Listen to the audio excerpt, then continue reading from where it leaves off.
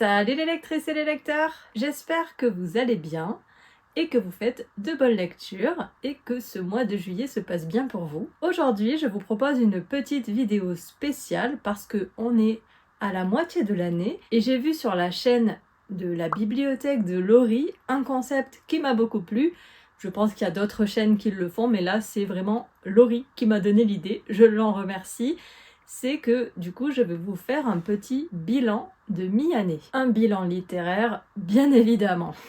C'est très simple, il y a 10 questions à laquelle je vais répondre par des livres. Alors, première question, ma meilleure lecture de début 2026. Alors, il y en a plusieurs qui auraient pu rentrer, mais je pense que celui qui m'a le plus touchée, le plus marqué et que je suis très heureuse d'avoir lu, c'est La ligne verte de Stephen King. C'est ce fameux roman de Stephen King qui vient critiquer la peine de mort qui se passe dans le couloir de la mort aux États-Unis et où on va suivre différents personnages avec une légère touche de fantastique. Bref, pour moi, je vous avais dit, c'est le livre idéal pour entrer dans l'univers de Stephen King parce qu'il regroupe tout ce que fait le mieux Stephen King, à savoir transmettre un message important avec des personnages hyper touchants, hyper forts, hyper marquants, avec cette petite touche de fantastique comme Stephen King sait si bien le faire. Tout ça dans une ambiance parfaite, des émotions au rendez-vous. J'avoue, j'ai pleuré. Pour moi, c'est un chef-d'œuvre de la littérature. C'est un des meilleurs King que j'ai lu jusqu'à maintenant. Je suis très heureuse, c'était un livre qui me faisait peur parce que j'avais vu le film qui m'avait bouleversée et je m'étais dit, je sais pas, j'avais peur d'être à la fois déçue par le livre ou bien d'être à nouveau bouleversée. Bon, ça a été la deuxième option, hein. Ce livre m'a quand même pas mal chamboulée, mais je suis très heureuse de l'avoir lu et je pense même que je le relirai à l'avenir, une fois que j'aurai lu plus de Stephen King. Deuxième question, la meilleure suite de saga. Là aussi, j'ai hésité entre pas mal, mais pour moi, la meilleure suite de saga, c'était le tome 3 que j'ai lu de la saga Masques et Monstres de Ronsdor. Ce tome 3 s'intitule Devenir autre. C'est le tome 3 d'une tétralogie, donc il me reste le tome 4 à lire. Et pourquoi j'ai mis ce livre-là? Parce que j'adore, en fait, dans ce tome, c'est qu'on découvre encore plus l'univers de l'autrice, on découvre encore plus les personnages. J'ai adoré l'ambiance, j'ai adoré les rebondissements. Voilà, malgré le fait que j'avais ressenti une toute petite longueur au bout d'un moment, là, sur la première moitié, malgré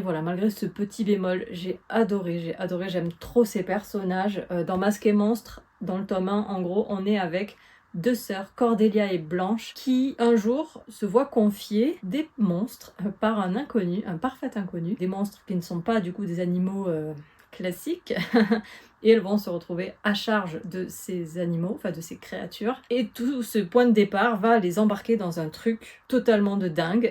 Donc ici on est bien sûr dans un roman de fantasy, d'urban fantasy plus précisément, parce qu'on a un monde parallèle. Je vous en dis pas trop parce qu'il faut découvrir en fait, voilà. Tout ça est introduit dans le tome 1 et ensuite voilà, dans le tome 2 et dans le tome 3 on va encore plus loin dans l'univers.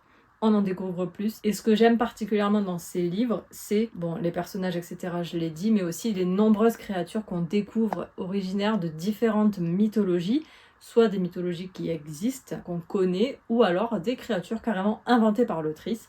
Et ce magnifique livre contient à la fin un bestiaire avec des dessins de l'autrice. C'est juste magnifique, c'est un vrai plaisir à chaque fois d'aller découvrir les illustrations à la fin. Meilleure suite de saga pour moi, c'est la saga Masques et Monstres. Troisième question, un livre dont j'attends avec impatience la parution. Alors personnellement, je suis pas du genre à suivre les sorties littéraires. Alors je les suis, mais je les lis pas. Souvent ça m'intéresse pas les livres qui sortent tout de suite. Pour moi, c'est jamais une priorité de les lire tout de suite. Voilà, moi j'aime bien lire au feeling et ça peut être des livres très vieux ou qui viennent de sortir, peu importe, mais je veux dire, j'attends très rarement des sorties en particulier. Même les Stephen King, voilà, j'en ai tellement à lire que j'attends pas la dernière parution absolument pour le lire. Par contre, il y a une exception. Il y a une série que j'ai découverte il y a quelques temps, que j'avais lu dans sa première traduction, c'était La guerre du pavot de R.F. Kuang. Moi j'avais lu la première traduction à l'époque où il n'y avait pas de suite en français qui était paru. Et donc depuis que De Saxus a repris les traductions, je me suis dit que j'allais les relire. Donc là je vais relire le tome 1 au mois de juillet et après je vais certainement enchaîner sur le tome 2 que j'ai super hâte de découvrir. Et donc La guerre du pavot, c'est une trilogie et le tome 3 sort le 12 novembre 2026. Et c'est donc ce tome 3 que j'attends avec hâte, parce que comme ça je pourrais déjà terminer une saga, et surtout avoir le fin mot de cette histoire dont j'avais vraiment été passionnée par le tome 1, c'était génial. Je pourrais pas vous refaire un résumé très précis, mais je vais certainement le relire le tome 1 en juillet, donc vous aurez mon avis très très vite sur ce livre. Question numéro 4, ma plus grosse déception de début 2026. Là aussi il y aurait pu en avoir plusieurs, mais j'ai choisi de mettre La libraire de la place aux herbes d'Éric de Kermel. Alors c'est une déception en ce sens où c'est pas que le livre m'a totalement déplu, mais j'en garde pas un très bon souvenir parce que je me rappelle que le personnage principal était plein de jugements. J'ai trouvé ce livre assez condescendant sur certains points et c'est dommage en fait, là où c'est vraiment ça prend le terme de déception, c'est que ce titre, La libraire de la place aux herbes, donc qui laisse envisager une histoire autour des livres, etc. Et c'est quelque chose que voilà, qui est toujours sympa quand on est une grosse lectrice. Et en plus, le concept du livre était très sympa aussi. Voilà, on découvre un petit peu des personnages qui gravitent autour de cette libraire, pourquoi elle s'installe là, etc., etc. Le concept était cool, les thèmes étaient cool, mais pour moi, le traitement de ce livre a été décevant de par ces personnages et ces messages que je n'ai pas aimés, auxquels je n'ai pas adhéré. Et j'en garde vraiment pas un très bon souvenir. Hélas, même s'il y avait quelques petits bons éléments dedans, ça a été écrasé par tous les autres éléments que j'ai pas aimés. Question numéro 5, ma plus grosse surprise de début 2026. Alors là, ça a été une énorme surprise parce que c'est un livre que j'ai pris au hasard, je vous en ai déjà parlé, c'est un livre que j'ai pris totalement au hasard à la médiathèque quand j'étais chez ma grand-mère en France. C'est un livre que j'ai pris pour sa couverture parce qu'il y avait de l'eau dessus et qu'à ce moment-là je faisais le challenge lecture nature autour de l'eau. Et c'est donc le manga L'île entre deux mondes d'Asuka Ishii. C'est un manga qui se passe, qui est en 2 tomes, qui se passe sur une île au Japon et on va avoir l'histoire d'un homme qui revient sur cette île alors que ça faisait très longtemps qu'il vivait ailleurs et il est originaire de cette île, il revient, il est professeur, il va rencontrer un petit peu les personnages de cette île, on va partir à la découverte un petit peu de son passé, mais aussi, et c'est ce qui m'a le plus plu, ce sont toutes les traditions autour notamment de l'eau, justement. Alors les traditions japonaises ou les légendes, en fait. Et ces légendes qui prennent vie dans ce livre, j'ai trouvé ça magique. J'ai trouvé ce manga vraiment hyper doux, hyper beau. Les planches, c'est un manga grand format. Les planches étaient magnifiques, vraiment. J'ai rarement autant apprécié le visuel, le graphisme d'un manga. Et c'était trop bien. Ça a été une magnifique surprise. Question numéro 6, mon nouvel auteur favori. Bon, on peut dire que mon auteur favori de base, même si j'ai pas lu tant de livres de lui que ça, mais c'est mon auteur favori, c'est Stephen King. C'est pour ça qu'il y a une étagère Stephen King au-dessus de moi, vous la voyez pas, mais vous l'avez vu dans ma vidéo rangement de bibliothèque, que si vous n'avez pas encore vu, je vous invite à aller voir, je vous mettrai le petit lien pour aller la voir, dans lequel je vous montre le rangement de ma bibliothèque et tout le contenu de ma bibliothèque, dont la fameuse étagère Stephen King. Mais pour un nouvel auteur favori, du coup ça va être une autrice favorite qui est en train de se dégager un peu. Alors ça pourrait être R.F. Kuang, mais c'était déjà devenu un petit peu mon autrice favorite de l'année dernière, notamment grâce à La Guerre du Pavot et à Yellowface que j'avais absolument adoré. Mais cette année, j'ai une autrice qui est un petit peu ressortie et je crois d'ailleurs que j'ai pas d'autres livres à lire d'elle. C'est Emilia Hart, dont j'ai lu cette année La Maison au sortilège, mais aussi Les Sirènes. Et c'est une autrice dont j'aime beaucoup la plume déjà, mais aussi dont j'adore la manière qu'elle traite des thématiques plutôt féministes jusqu'à maintenant, dans un cadre historique, avec une légère touche fantastique. En fait, en gros, c'est un mélange de plein de choses que j'aime, avec des messages qui me parlent, qui sont importants pour moi. Et du coup, j'ai qu'une hâte, c'est de continuer de découvrir cette autrice.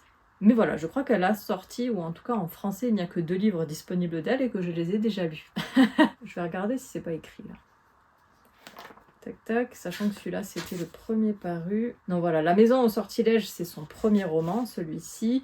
Donc Les Sirènes c'était son 2e, ça j'en suis certaine. Donc voilà, il n'y a peut-être pas d'autres livres d'elle, hélas, mais j'espère qu'elle continuera d'écrire cette dame. Question numéro 7, mon nouveau personnage préféré. Alors, je suis pas trop du genre à avoir des book boyfriend ou des book girlfriend, mais j'ai quand même des personnages qui me touchent, qui me marquent, et notamment dans les séries, je suis souvent contente de retrouver certains personnages. Je peux penser par exemple à la clique du département V avec Karl Mork, Rose et... j'ai oublié son prénom. C'est pas grave, donc le trio du département V. Ou alors Adamsberg, que j'ai toujours plaisir à retrouver. Adamsberg de Fred Vargas. Mais cette année, j'ai lu un livre récemment avec un personnage qui m'a beaucoup touchée de par sa force, on va dire.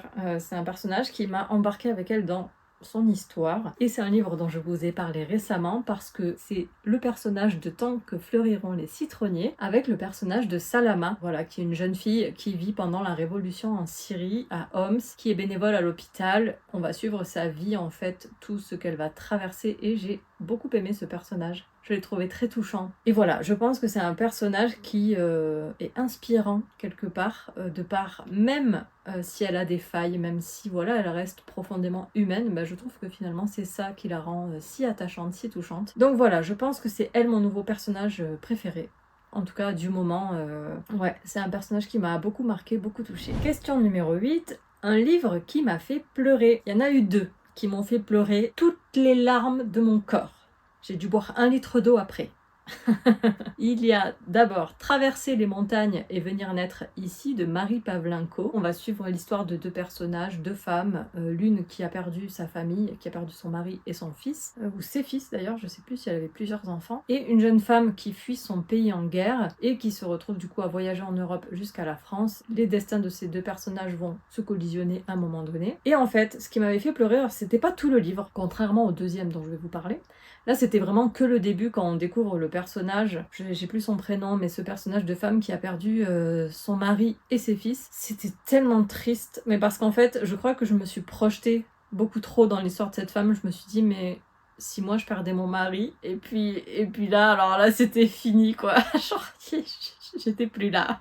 Et j'ai même failli abandonner ce livre à cause de ça, parce que je me suis dit, je peux pas lire ça, en fait. Je veux pas lire une histoire...